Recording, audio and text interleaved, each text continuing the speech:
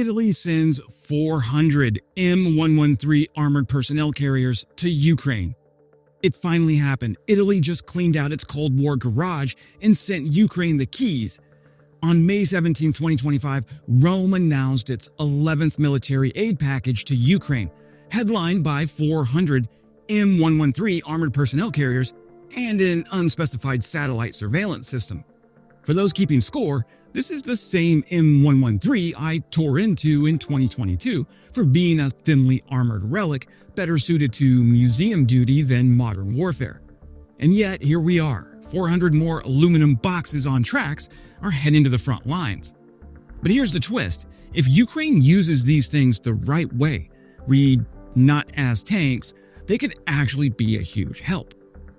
Hey friends, Wes here, multi-branch veteran, Russian speaker, and if it bleeds, we can kill it. If you gave a toaster treads and told it to carry troops, you basically have the M113. It's a product of a different era.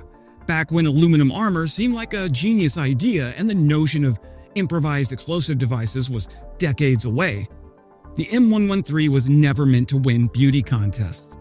But it's not trying to be sleek. It's trying not to get blown up while delivering 11 grunts to the edge of the battlefield. And even that, it only does sort of well. Structurally, the M113 is a box. No sloped armor, no modular protection kits, no defensive aids suite to speak of, no smoke grenade launchers or active protection system unless retrofitted. It's as bare bones as it gets. Aluminum plates bolted together around a diesel engine and some bench seating. Inside, it's claustrophobic, it's loud, and it vibrates like a washing machine with a brick in it. Communications are basic, comfort is non-existent, visibility is poor. There's no escape hatch in the floor like modern APCs, so if the thing tips over or catches fire, you better hope the rear ramp hasn't jammed. Tactically, the biggest sin of the M113 is that it tempts commanders into misusing it. On paper, it looks like a mini tank.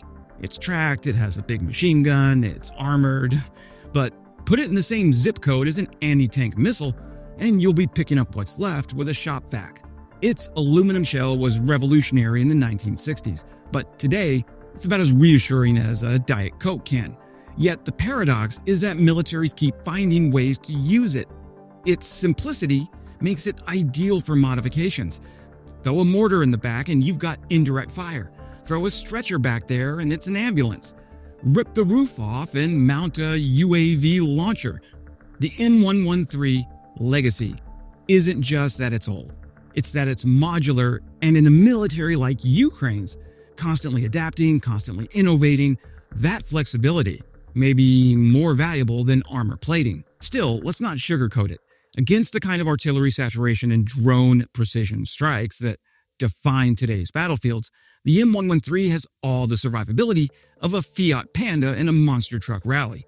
One direct hit, and it's game over. That's why doctrine matters. That's why restraint matters.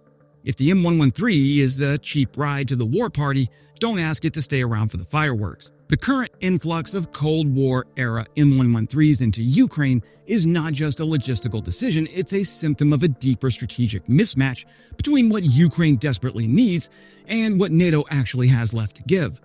Let's rewind. When Russia launched its full-scale invasion in 2022, most Western nations were caught flat-footed in terms of warfighting logistics.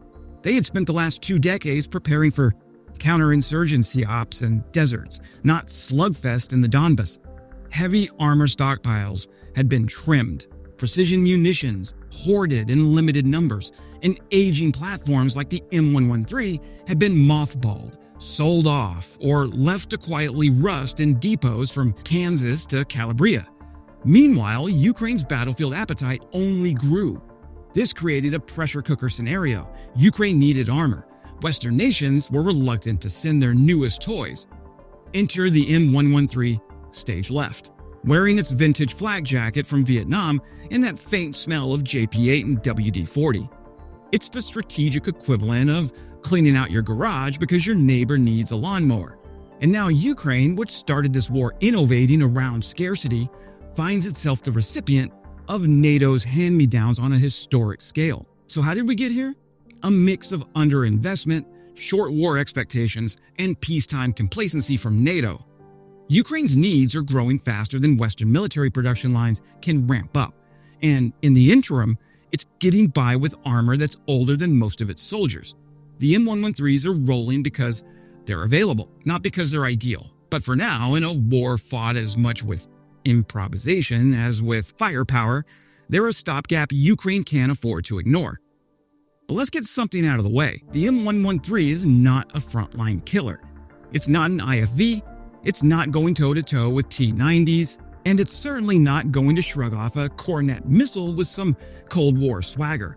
But if Ukraine uses it for what it was designed to do, getting troops from point A to point B without them catching shrapnel, it can be not just useful, but operationally vital. Think of the M113 as the battlefield equivalent of a U-Haul. You don't drive a U-Haul into a firefight, you park it just close enough to drop off the gear and the grunts, and then you haul ass back to safety. That's where the M113 excels. It moves people, it moves supplies, it evacuates the wounded, and in a 1,200-mile war where front lines shift daily and artillery still rules the earth, battlefield mobility saves lives. More importantly, Ukraine's generals know how to stretch a capability until it screams. In past offensives, M113s were used not just to deliver infantry, but to tow ammunition pallets, relocate drones and EW units, and even ferry fuel to forward armor units when logistics got hairy. That's exactly how you use this platform, not as a hero, but as the quiet workhorse behind the breakthrough. In the right terrain, flat, open, steep, rolling fields, rear line operations, the M113's speed and simplicity are assets. It doesn't need delicate electronics or million-dollar fire control systems. It just starts, rolls, drops off soldiers, and repeats. And when your other option is a civilian van or an open bed truck with zero armor, suddenly the M113 starts to look less like a relic and more like a godsend. There's also the saturate to survive tactic at play. Ukraine is fighting a war of quantity as well as quality. If one M113 gets smoked by a Lancet drone, but 4 others successfully move 40 soldiers to a tree line just ahead of a Russian breakthrough, that's a trade most Ukrainian commanders will make every day of the week, especially when those 40 soldiers now have a fighting chance to counterattack or entrench.